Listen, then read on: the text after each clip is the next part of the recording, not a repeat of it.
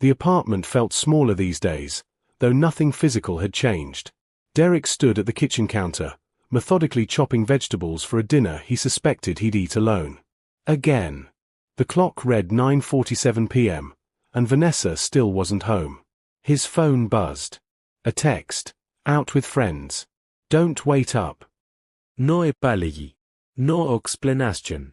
Just a statement of fact, delivered with the casual indifference of someone announcing they'd stopped for gas. Derek set down his knife and stared at the message. 3 months ago, this would have sparked an argument. 2 months ago, it would have hurt. Now, it simply confirmed what he'd been slowly realizing. They were living parallel lives that occasionally intersected, nothing more. When Vanessa finally arrived home at 11:30, Derek was reading on the couch. She kicked off her heels with a sigh of relief, dropping her purse on the entryway table with a thud that echoed through the quiet apartment. "Good night?" he asked, not looking up from his book. "Yeah, actually. We went to that new rooftop bar downtown.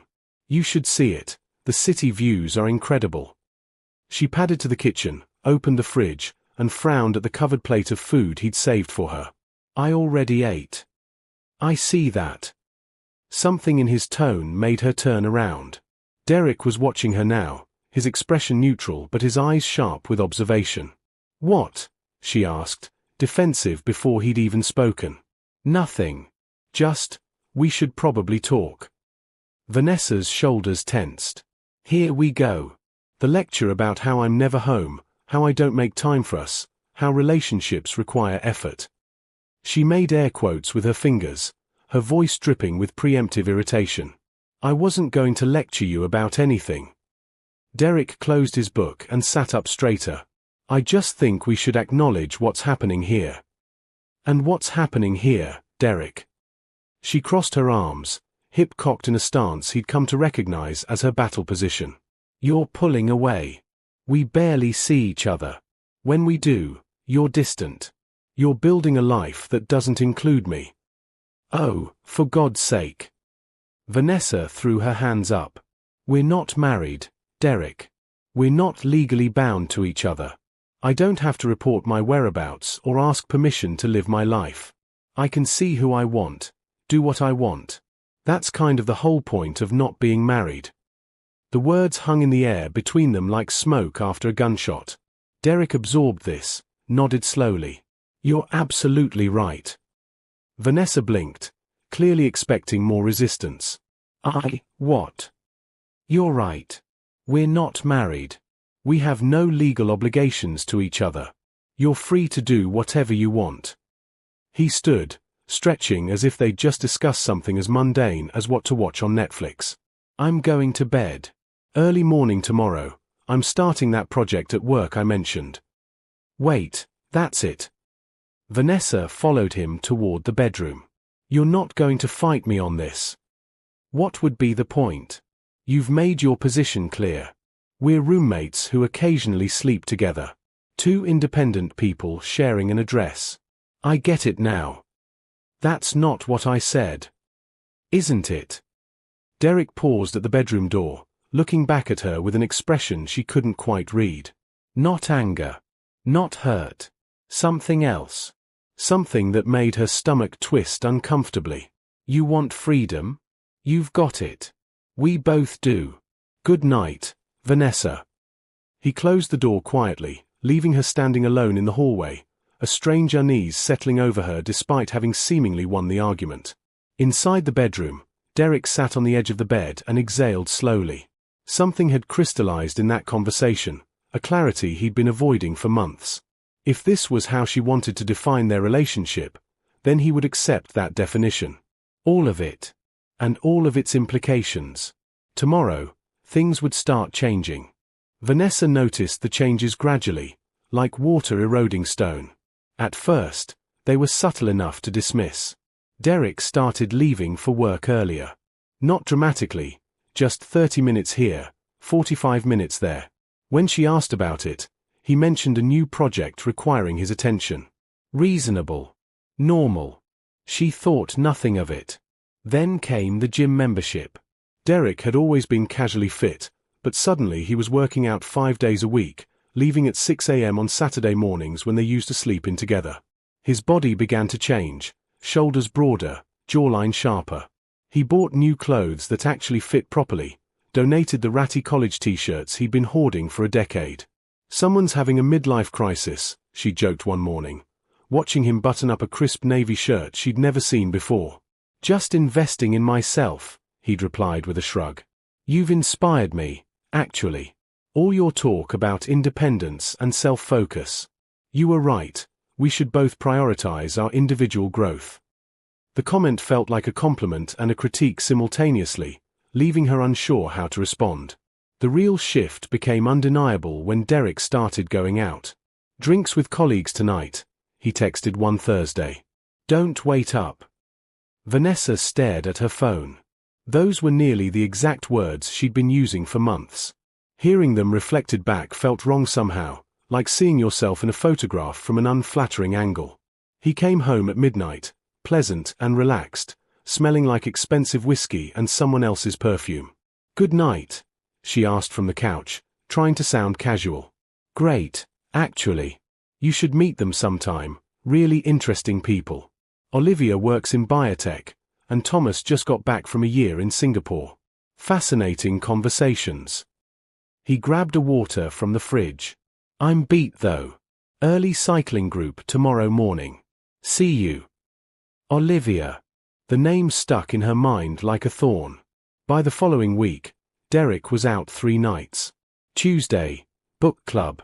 Thursday, networking event. Saturday, dinner with some friends. Each time, he was pleasant, informative if she asked, but never apologetic. Never seeking permission. Just like she'd taught him. Vanessa found herself staying home more, waiting. She'd turned down her own invitations, telling herself she was just tired, not admitting she was hoping Derek would be there. The apartment felt cavernous when he wasn't in it, every room echoing with absence. One evening, she was scrolling through social media when she saw it, a photo from her friend Jasmine's page. Derek was in the background, laughing at something a stunning brunette was saying. They were at some outdoor event, food trucks visible behind them. The brunette's hand rested casually on his forearm. Vanessa felt her chest tighten. "Who was that?" she asked when Derek got home that night, hating how accusatory she sounded. "Who was who?"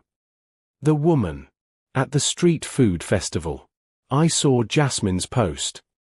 Derek thought for a moment. "Oh, that was probably Olivia. Yeah, a bunch of us went. It was great, you would have loved it. Did you see Jasmine there? Small world. You didn't invite me. You were out with your friends. I texted you, remember? You said you were busy." He scrolled through his phone and showed her. Sure enough, there was his message from that afternoon, heading to the pier for the food truck thing if you want to join. She'd been getting her nails done. She'd typed back a quick "have fun," without really reading his message. "I didn't realize it was a whole thing," she said weakly. "It was spontaneous. You know how it goes." He smiled, that same gentle smile that used to make her feel safe. Now it made her feel like she was losing something she couldn't name. "I'm going to shower. Long day." Alone again, Vanessa sat in the silence and tried to identify the emotion churning in her stomach. It wasn't quite jealousy. It was something worse. It was the creeping realization that Derek had taken her words to heart. He was living exactly the life she'd claimed she wanted. Independent, free, unburdened by obligations. And she hated it. 3 a.m. Vanessa fumbled with her keys at the apartment door, the hallway swaying slightly. Girls' night had turned into girls' night and early morning. Champagne flowing into tequila shots flowing into dancing until the club lights came up harsh and unflattering. She'd done this a dozen times in recent months, stumbling home to find Derek asleep or reading, barely acknowledging her return. Tonight felt different though. Tonight she wanted to talk, to connect, to reclaim something she felt slipping through her fingers like sand. The apartment was dark except for the blue glow of the router. Vanessa dropped her clutch on the counter, too loudly, and made her way to the bedroom. Derek's side of the bed was empty. She checked her phone. No messages. She tried calling. It went to voicemail. Panic fluttered in her chest, followed quickly by anger, then something that felt uncomfortably like fear. Where was he? It was 3 in the morning on a Wednesday. Thursday morning. Whatever. She texted, "Where are you?" The response came 20 minutes later, "Out. Be home soon." The casual dismissal of it. The echo of her own words, her own attitude, thrown back in her face. Vanessa lay in bed, still in her club dress, watching the ceiling fan rotate. She heard the door open around 4:30. Derek moved quietly through the apartment, clearly trying not to wake her. But she was wide awake, her buzz completely gone, replaced by a sharp, uncomfortable clarity. "Where were you?" she asked when he entered the bedroom. Derek paused, silhouetted in the doorway. "Out." "Out where?" "It's almost 5 in the morning." Lost track of time. "We were talking, and then we went to this diner that's open all night, and—" He shrugged, pulling off his shirt. "It happens. We." Her voice was sharper than she intended. "Some friends. Does it matter?" He said it without malice, just genuine curiosity. "Yes. It matters. You can't just disappear until dawn without telling me where you are or who you're with." Derek turned on the bedside lamp, and she saw his expression clearly, calm, patient, and utterly unmoved by her distress. "Vanessa, I texted you back. I told you I'd be home soon. What more do you want? I want to know where you were. Who you were with." "Why?" He sat on the edge of the bed, meeting her eyes. "We're not married, remember? No obligations. You can see who you want. Do what you want. That was your rule, not mine." The words hit her like cold water. Her own philosophy, perfectly quoted back to her. "That's different," she said, but even she could hear how weak it sounded. "How is it different?" I don't stay out until 5 a.m. without telling you what's going on.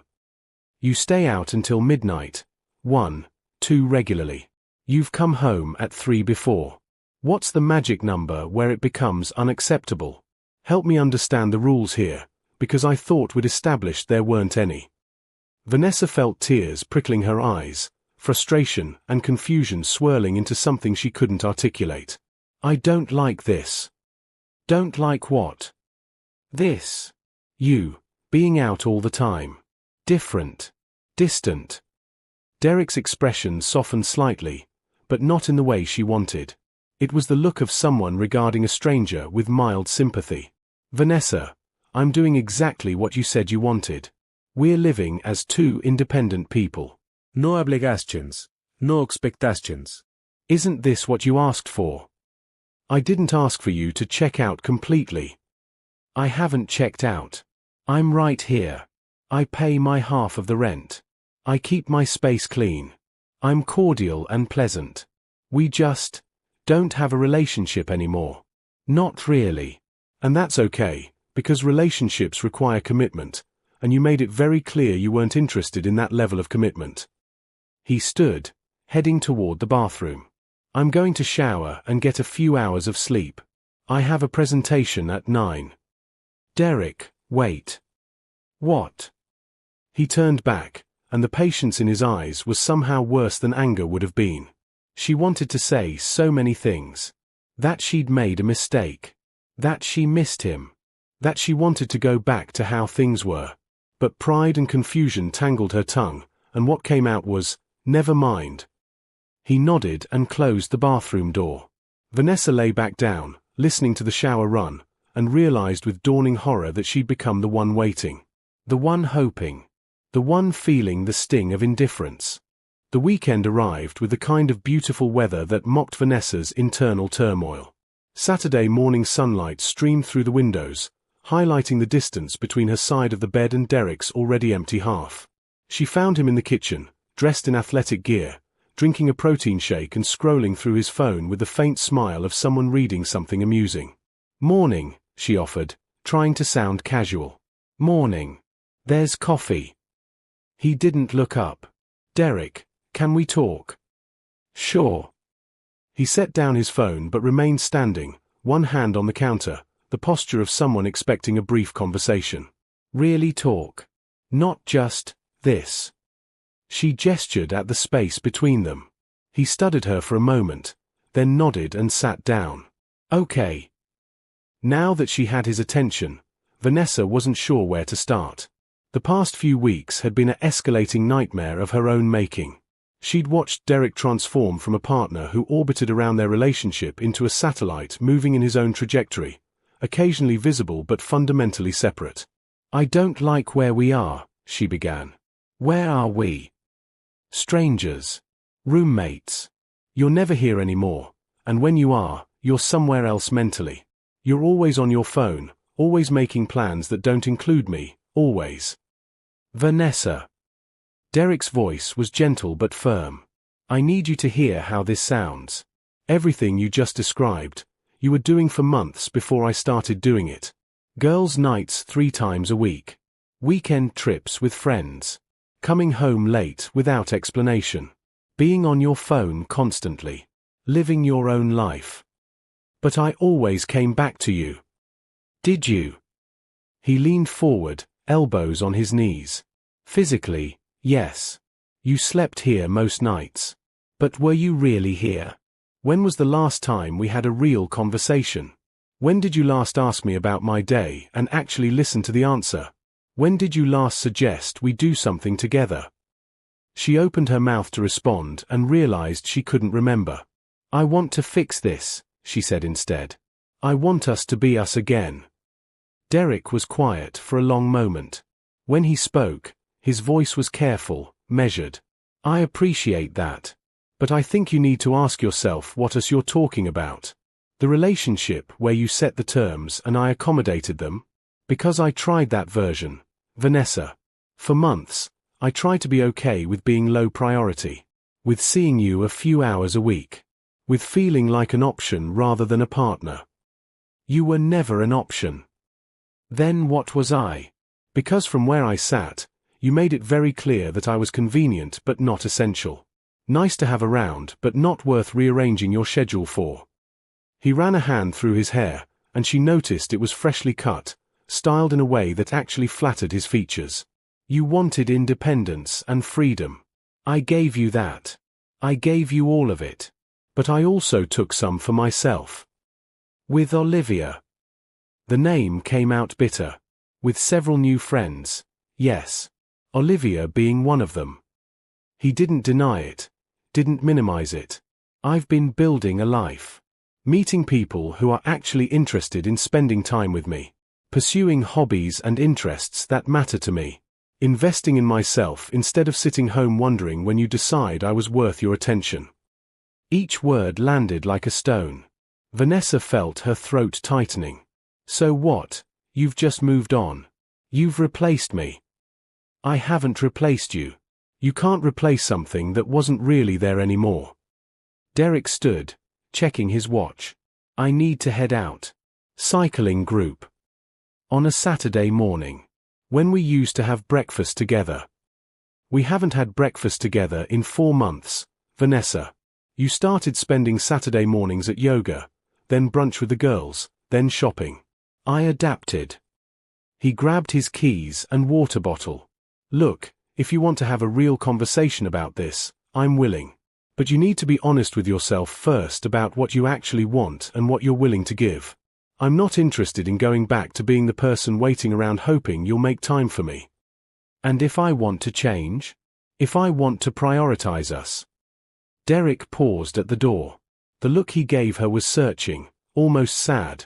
Then I'd need to see it, not just hear it. Words are easy. You've said a lot of words over the years. It's the actions that matter. Are you seeing her? Olivia. I'm getting to know her, yes. Along with about a dozen other people in my new social circle. Whether that develops into something more. He shrugged. I'm keeping my options open. After all, we're not married. No obligations. He left, and the apartment had never felt emptier. 2 weeks later, Vanessa finally accepted what she'd been denying. Derek wasn't coming back. Not to her, not to them, not to the relationship she'd taken for granted while dismantling it piece by piece. She'd tried everything. Cooking his favorite meals, he ate them politely and thanked her like a guest. Suggesting they watch their show together, he'd already finished it without her. Asking about his day, he gave pleasant, surface-level answers that revealed nothing. The final blow came on a Thursday evening. Vanessa had taken a half-day off work, cleaned the entire apartment, bought ingredients for the elaborate Italian dinner Derek loved. She'd even bought candles, arranged flowers, set the table like they were having their first date all over again. Derek came home at 7:30 to find her waiting, dressed up, hopeful. "What's all this?" he asked, surveying the scene. "I wanted to do something nice. For us." She moved toward him, but he didn't close the distance. "I know I know I messed up. I want to fix this, Derek. Really fix it." He looked at the dinner, the candles, her desperate expression. Something flickered across his face, regret, maybe, or nostalgia. But it passed. "Vanessa, this is really thoughtful. But I can't stay. I have plans tonight." "Cancel them. Please. Just this once." "I don't want to cancel them." He said it softly, but the words were final. "I'm meeting Olivia and some others for dinner. It's her birthday. I promised I'd be there." Her birthday. Vanessa felt something crack inside her chest. "You're choosing her birthday over this. Over me." "I'm choosing to honor a commitment I made. That's what people do in healthy relationships. We could have a healthy relationship. If you'd just give me another chance." "How many chances?" Derek's composure finally cracked, frustration bleeding through. "How many times did I suggest we spend time together while you were out with friends? How many dinners did I make that you didn't show up for? How many times did I try to connect while you were on your phone, half present at best? I know I did all of that, and I'm sorry. But you're doing the same thing now, and it's killing me." "Good." The word hung between them, sharp and unexpected. Derek's eyes were bright with emotion now, years of accumulated hurt finally visible. "Not good that you're hurting, I don't want that. But good that you finally understand what it felt like. To be deprioritized. To be taken for granted. To watch someone you love invest their time and energy everywhere except with you." Vanessa's tears spilled over. "So this is revenge? You're punishing me?" "No. This is me accepting the reality you created and moving forward with my life. You taught me that we don't owe each other anything. That we're free agents. That independence matters more than partnership." He picked up his keys. The lesson stuck. "But I love you." Derek's expression softened into something that looked like pity. "Maybe you do. Or maybe you love the idea of me being there, waiting, whenever you decide you want me. But that's not love, Vanessa. That's convenience with feelings attached." He moved toward the door, and panic seized her. "What about us? What about 4 years together? What about them? You spent the last several months of those 4 years showing me that what we had wasn't enough for you. That I wasn't enough. You wanted freedom, independence, the right to do what you want without obligation. Congratulations, you have all of that now." He paused, hand on the doorknob. "And so do I." "Derek, please. I need you to understand something." He turned back one final time. "This isn't me being cruel. This is me having the self-respect to not beg someone to choose me. You made your priorities clear. I've made mine. That's how this works. So that's it. We're just done. We've been done for a while. You just didn't notice because I was still here, still trying, still hoping you'd see what you had before you lost it. But I'm tired of being an option. I'm tired of wondering if tonight will be the night you actually want to be here. I'm tired of feeling like I'm not enough. You are enough. You're more than enough. For you now, maybe. Because you're scared of being alone. But that's not the same as actually wanting to be with me. That's just fear of change." His voice was impossibly gentle despite the devastating words. I hope you find what you're looking for, Vanessa. I really do. But it's not going to be with me anymore." He left. The door clicked shut with the finality of an ending. Vanessa stood alone among the candles and flowers and perfectly cooked dinner growing cold on the table. She picked up her phone, thought about calling him, begging him to come back. But she knew it wouldn't matter. Derek had learned the lesson she taught him too well, that people should prioritize themselves, that obligations were optional, that freedom mattered more than commitment. She'd wanted independence. She'd insisted on it, defended it, demanded he accept it. And now she had it. All of it. Every lonely, hollow, devastating piece of it. Outside, Derek got into his car and sat for a moment before starting the engine. His hands were shaking slightly. This wasn't easy, leaving her tears, walking away from 4 years. Part of him wanted to go back upstairs, accept her apology, try again.